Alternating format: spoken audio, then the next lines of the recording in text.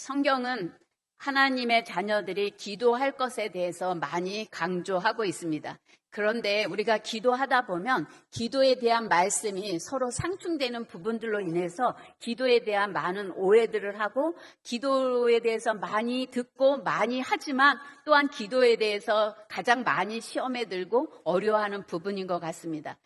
대표적인 말씀이 우리가 열심히 하나님 앞에 부르짖어 기도하고 찾으면 하나님이 반드시 응답해 주시겠다고 약속하신 말씀이 많이 있습니다. 예레미야 33장 3절 너는 내게 부르짖으라 내가 내게 응답하겠고 내가 알지 못하는 크고 비밀한 일을 내게 보이리라 그렇게 말씀하셨습니다. 마태복음 7장 7절에서부터 8절의 말씀을 잘 들어보시겠습니다.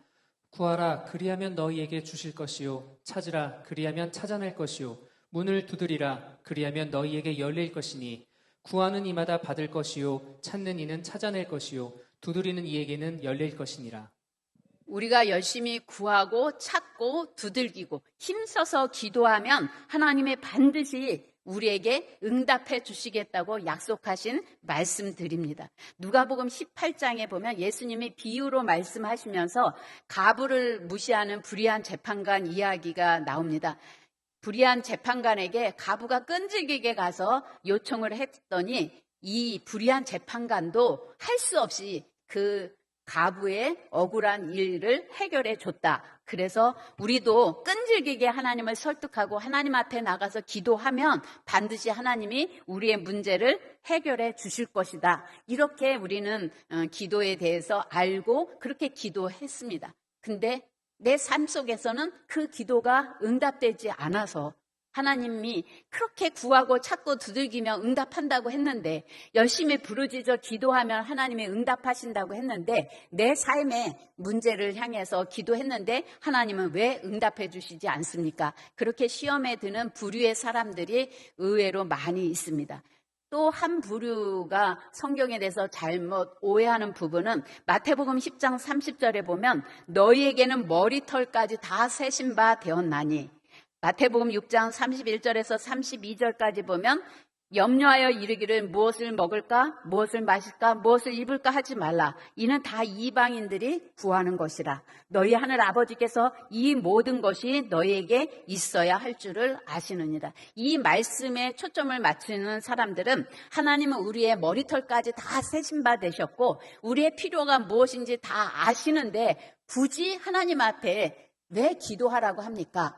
그렇게 이야기하면서 기도하지 않는 또 부류의 사람들이 있습니다. 또 대부분의 사람들이 오해하는 것 중에 하나가 하나님이 축복하시겠다고 하나님께서 결혼해 주겠다고 약속하셨고 이 교회를 부흥시키겠다고 하나님이 쓰시겠다고 예언해 주셨는데 수많은 예언자들이 와서 예언했는데 왜 안 이루어집니까? 예언을 했다면 그냥 가만히 있어도 하나님의 뜻대로 이루어지는 것은 아닙니까? 하나님이 예언했는데 우리가 기도로 바꿀 수 있습니까? 이렇게 기도에 대해서 많이 듣고 기도에 직접 우리가 참여해서 기도도 하지만 끊임없이 우리 안에서 기도에 대한 회의와 오해와 그런 갈등의 문제가 많이 있습니다. 오늘 본문의 이야기를 통해서 우리가 기도에 대해서 오해하는 부분들 또 우리가 기도를 어떻게 대하고 임해야 되는지에 대해서 살펴보기를 원합니다. 오늘 본문의 이야기는 하나님의 회복과 축복을 예언자를 통해서 이스라엘 백성들에게 예언을 했습니다. 근데 오늘 본문에 보면 38절에 그렇게 약속했음에도 불구하고 그래도 내게 구하여야 할지니라 그렇게 이야기를 했습니다. 하나님이 말씀하신 예언과 그래도 너희는 기도해야 된다는 이 말씀을 이 관계성을 우리는 어떻게 이해하고 우리의 삶의 자리에서 기도할 것인지에 대해서 여러분이 깊이 깨닫는 시간이 됐으면 좋겠습니다. 에스겔 36장 36절에서 37절을 들어보시겠습니다. 너희 사방에 남은 이방 사람이 나 여호와가 무너진 곳을 건축하며 황폐한 자리에 심은 줄을 알리라. 나 여호와가 말하였으니 이루리라. 주 여호와께서 이같이 말씀하셨느니라.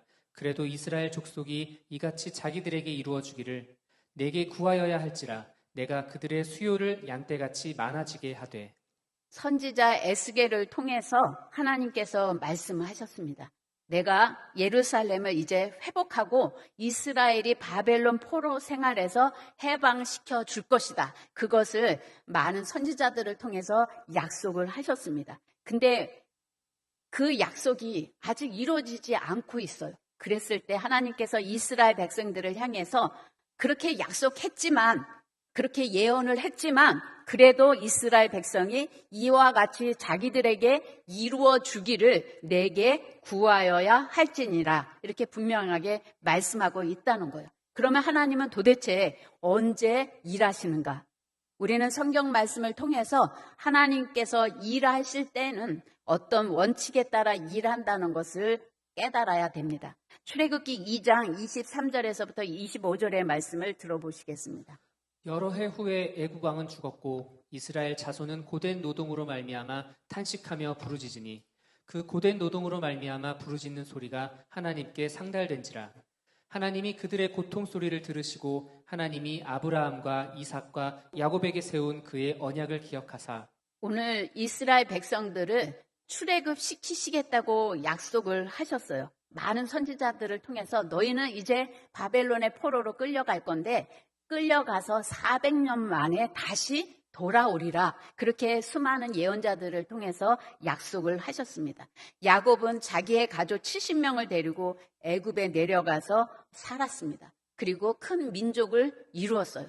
그리고 바벨론의 포로 생활 속에서 고통 가운데 신음하고 괴로워하고 있었을 때 하나님께서 모세에게 나타나셔서 내 백성을 출애굽시켜라. 내 백성을 구출해내라. 그렇게 말씀을 하셨습니다. 이 사명을 주실 때까지 400년이 흘렀어요.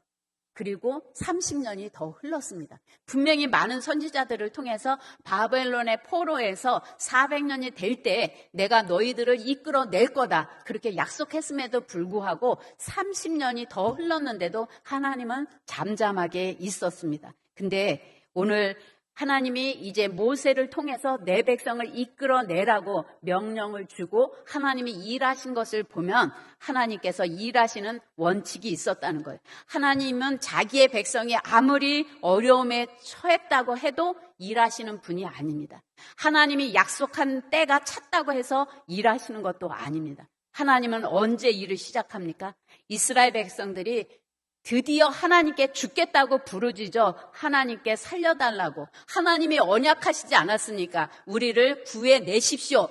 그렇게 하나님의 언약을 기억시키면서 하나님 앞에 기도했을 때 하나님은 그들의 기도를 들으시고 일하기 시작했다는 거예요. 그래서 에스겔 선지자는 주 여호와께서 이렇게 말씀하셨느니라. 그래도 이스라엘 족속이 이같이 자기들에게 이루어 주기를 구하여야 할지니라.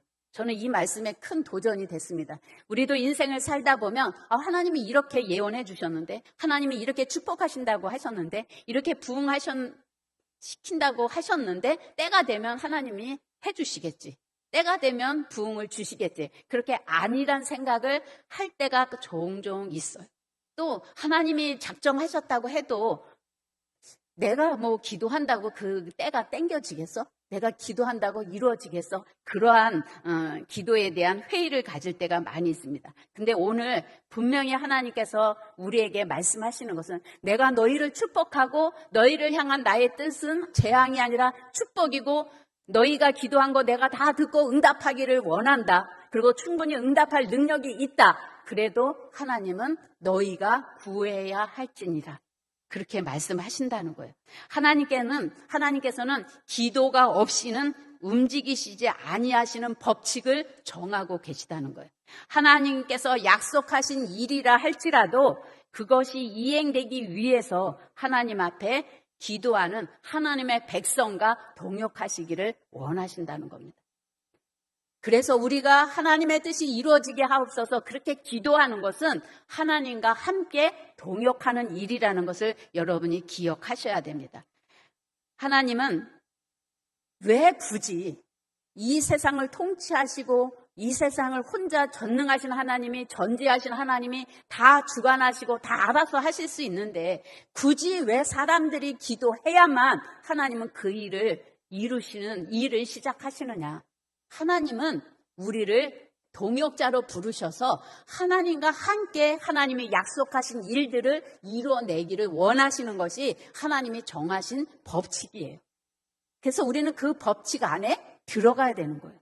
또한 하나님께서 인간을 로봇으로 만드신 것이 아니라 우리 인간에게 자유의지를 주셨어요. 그리고 우리의 자유의지를 존중하셔요.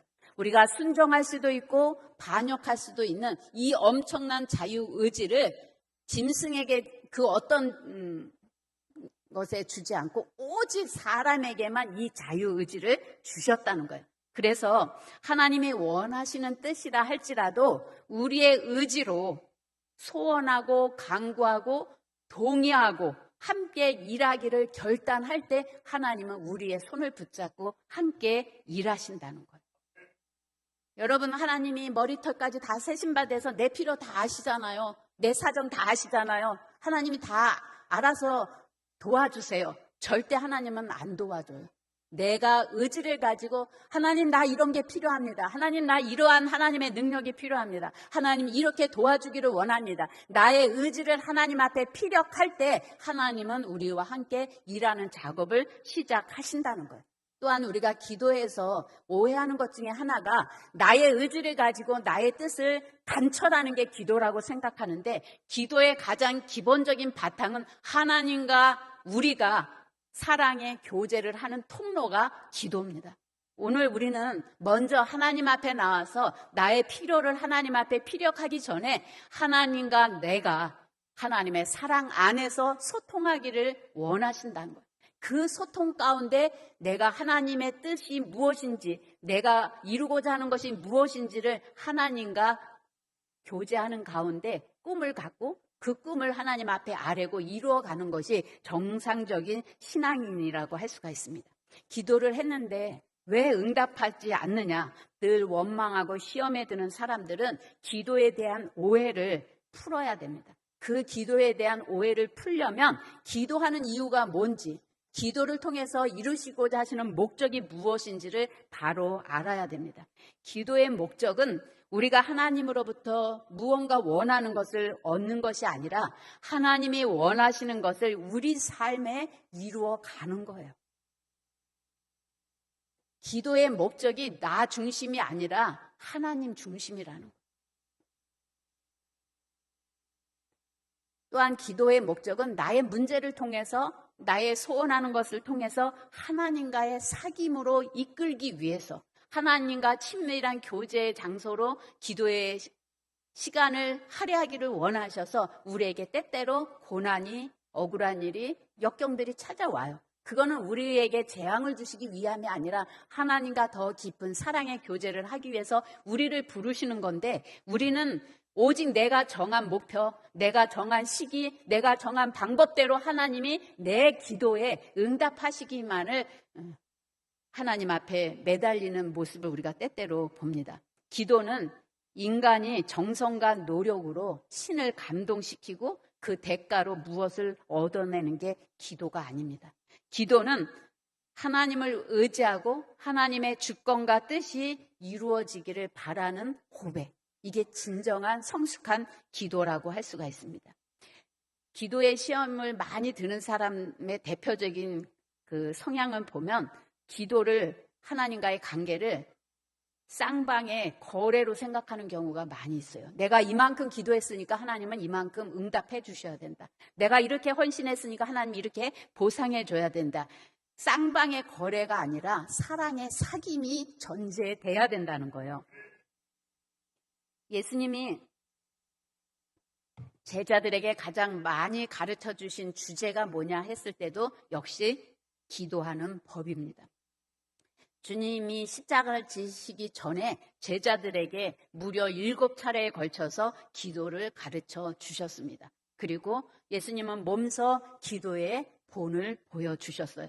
누가복음 3장 21절 들어보시겠습니다. 백성이 다 세례를 받을새 예수도 세례를 받으시고 기도하실 때에 하늘이 열리며 누가복음 5장 16절 예수는 물러가사 한적한 곳에서 기도하시니라. 마가복음 6장 46절 무리를 작별하신 후에 기도하러 산으로 가시니라. 예수님은 탄생서부터 공생의 사역을 시작할 때도 기도로 시작을 하셨어요. 강야에서 시험을 받으면서 기도로 승리하신 것을 볼 수가 있습니다. 십자가에 못 박혀 돌아가시는 그 막중한 사역 앞에서도 밤을 지새우면서 기도하셨습니다. 예수님은 모든 사역의 일정 전 영역에서 하나님 앞에 기도한 것을 볼 수가 있습니다.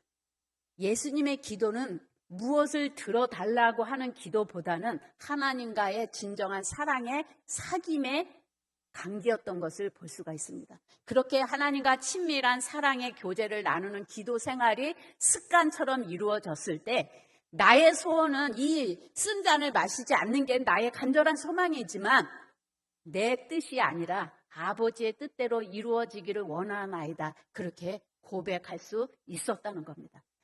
우리와 같이 내가 원하는 것을 내가 원하는 때에 내가 원하는 방법으로 꼭 이루어지기를 원하는 기도만 계속했다고 한다면 십자가를 질 수 없었겠죠. 그러나 나의 소원을, 나의 아픔을, 나의 문제를 가지고 하나님 앞에 가서 비록 그것 때문에 하나님 앞에 나왔지만 하나님과의 친밀한 사랑의 교제가 깊어질수록 내 뜻은 이거지만 내 뜻이 아니라 아버지의 뜻이 이루어지기를 원하나이다.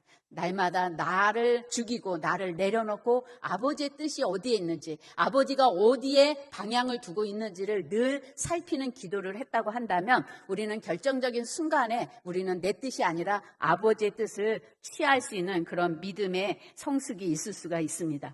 사무엘 제드윅이라는 분이 이런 말씀을 했어요. 마귀의 관심 중에 하나는 기독교인이 기도를 못하게 방해하는 것이다. 마귀는 기도 없는 학문, 기도 없는 사역, 기도 없는 그리스도인들을 무서워하지 않는다. 마귀는 우리의 노력을 조롱하고 지식을 무시하지만 초라하고 보잘것없는 연약한 사람들의 기도하는 사람들을 두려워한다. 그렇게 이야기를 했습니다. 로마서 15장 30절에 보면 사도 바울은 선교 사역을 시작하면서 끊임없이 기도 지원을 요청했고 또 본인이 자기의 사역을 위해서 기도한 모습을 봅니다. 형제들아 내가 우리 주 예수 그리스도와 성령의 사랑으로 말미암아 너희를 권하노니 너희 기도에 나와 힘을 같이하여 나를 위하여 하나님께 빌어라. 나의 사역에 전도의 문을 열어주시고 나의 맡겨진 사명을 잘 감당하도록 나를 위해서 기도해다오. 그렇게 기도를 요청했습니다. 그러면서 골로새서 1장 3절에 보면 우리가 너희를 위하여 항상 기도하며 골로새서 1장 9절에도 우리가 듣던 날부터 너희를 위하여 기도하기를 그치지 아니하고 구하노니 사도 바울은 밤낮으로 기도했고 기도하기를 쉬지 않았다고 고백합니다. 그래서 사도 바울의 사역은 한마디로 기도의 사역이라고 말할 수가 있습니다. 오늘날 성도들은 기도에 대해서 태만한 것에 별로 심각성을 느끼지 못합니다. 기도 안 한 것에 대해서 불안해하거나 걱정하지 않아요.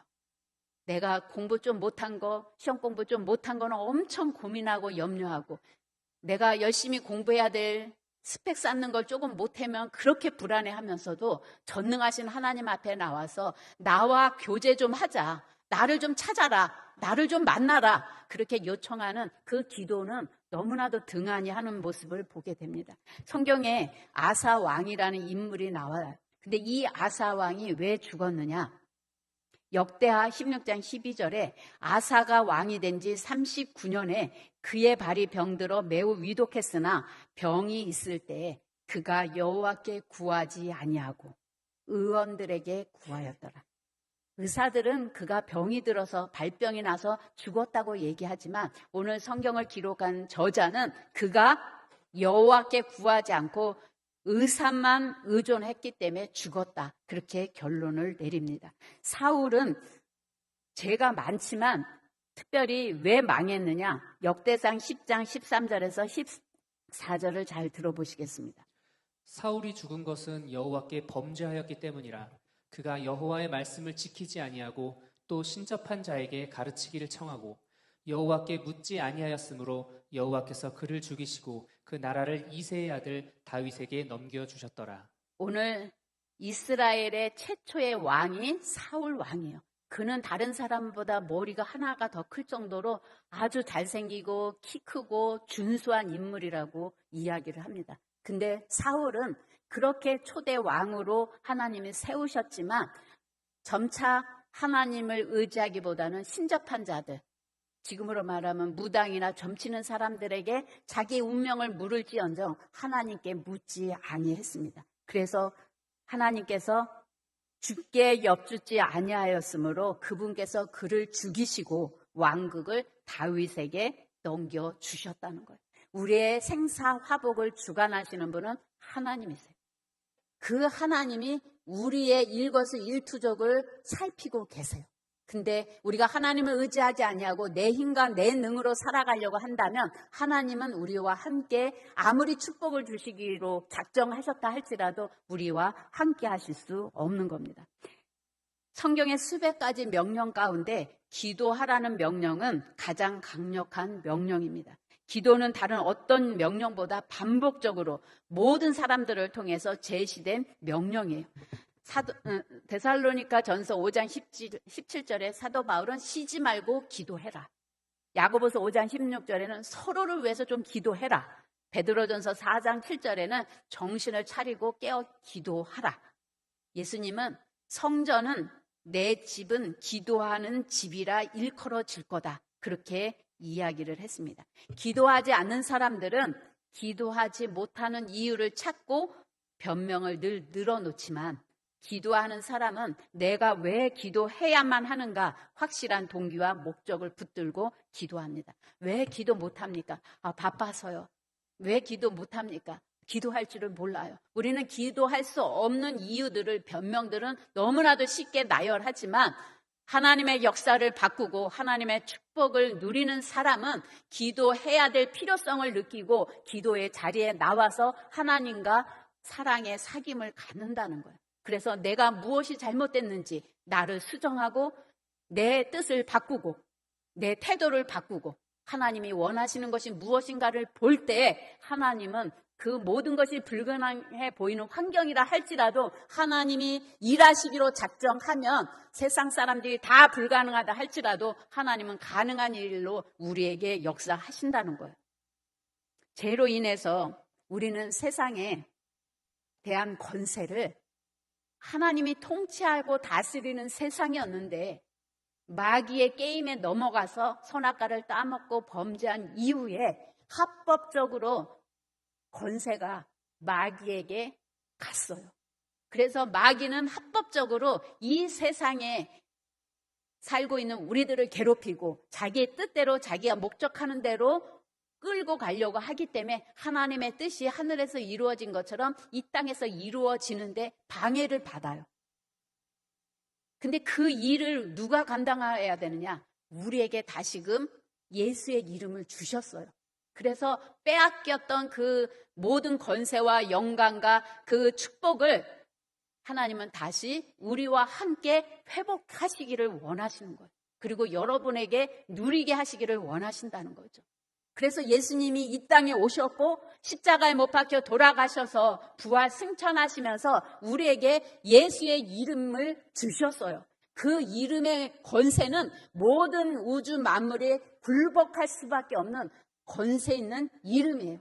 그래서 요한복음 14장 13절에서 14절 너희가 내 이름으로 무엇을 구하든지 내가 시행하리니 이는 아버지로 하여금 아들을 인하여 영광을 얻으시게 하려 함이라. 내 이름으로 무엇이든지 내게 구하면 내가 시행하리라. 우리가 기도할 때 하나님이 이 땅에서 우리의 삶에서 그분의 뜻을 이루어 가시는 것을 볼 수 있다는 거예요. 대표적인 모범 기도는 예수님이 가르쳐 주시고 몸소 겟세마네 동산에서 씨름하면서 기도한 거예요. 내가 이 고난의 잔을 마시기를 원치 않습니다. 그러나 아버지의 뜻이 이 땅 가운데 이루어지기 위해서는 나의 원대로 마옵시고 아버지의 뜻대로 이루어지다. 이것이 가장 모범적인 기도라고 할 수가 있습니다. 오늘 우리가 기도해야 되는 이유들을 살펴봤습니다.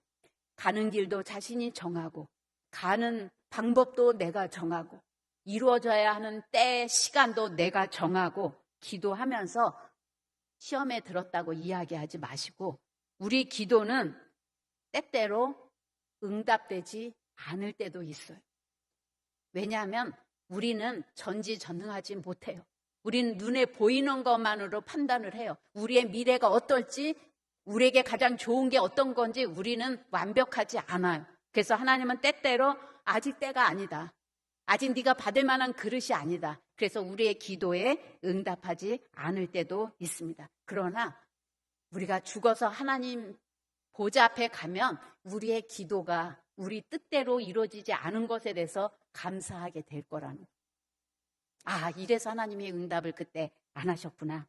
하나님이 거절했으니 얼마나 내가 다행이었나. 그렇게 깨닫는 시간이 온다는 거예요. 그래도 내 뜻대로 되기를 원합니다.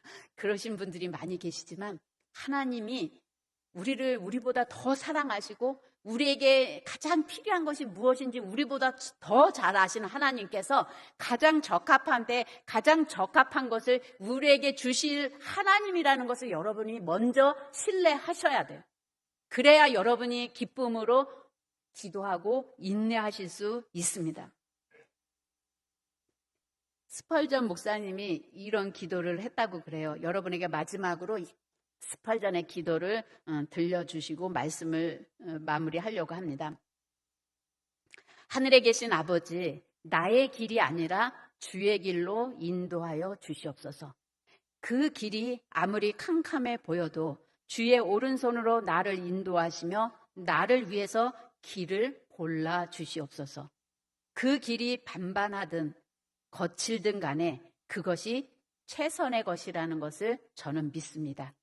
꾸불꾸불하거나 똑바르거나 주께서 인도하는 길은 평강과 안식의 길이라는 사실을 저는 믿습니다.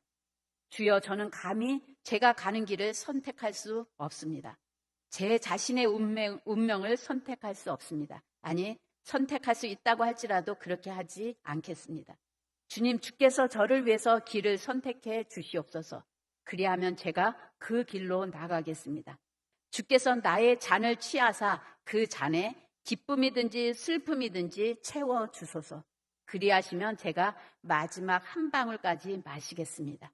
주께서 보시기에 가장 선한 대로 좋은 일이든지 굳은 일이든지 골라주시면 저는 그것을 받겠습니다. 감사합니다. 그렇게 기도를 했다고 해요. 여러분은 동의하지 않는 표정입니다. 진정한 기도는 하나님과 깊은 사랑의 교제를 바탕으로 해서 하나님의 뜻이 무엇인지를 묻고 내가 이 땅을 살아가면서 하나님의 뜻이 나를 통해서 이루어지기 위해서 내가 무엇을 해야 되는지, 어떻게 살아야 되는지를 묻는 과정이 먼저 필요합니다. 그럴 때 하나님은 내게 가장 적합한 축복을 나의 그릇에 넘치도록 채워주시는 좋으신 아버지. 그 아버지가 지금은 내가 너무나도 쓰디쓴 가정의 길을 걸어가고 있지만 그 가정이 먼 미래에서 돌아봤을 때는 그 가정 때문에 오늘의 축복이 있었음을, 그리고 오늘의 축복을 내가 누리고 살아갈 수 있었음을 알게 될 거예요.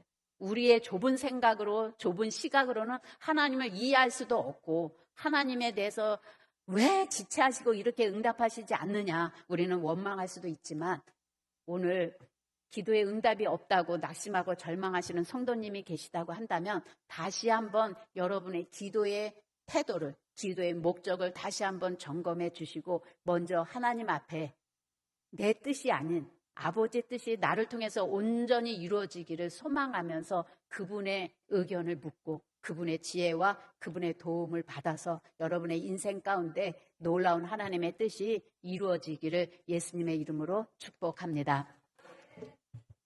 우리 이 시간 기도하실 때 여러분이 소원하고 여러분이 이루고 싶은 꿈들이 다 있을 거예요. 하나님은 지금 한순간에도 그 꿈들을 능히 이루실 수 있어요. 근데 왜 지체하느냐? 우리는 하나님 앞에 물어야 됩니다. 하나님, 내가 무엇을 잘못 보고 있는지, 내가 어떤 태도를 바꿔야 되는지, 하나님이 축복하기로 약속했다고 나는 마냥 기다리고만 있는 것은 아닌지, 오늘 하나님이 아무리 많은 축복을 하고 예언을 했다 할지라도 그래도 너희가 구해야 할지니라, 이 말씀을 여러분의 마음에 명심하시고 기도해본 사람만이 틀린 기도라는 걸 알고 또 수정할 수가 있어요.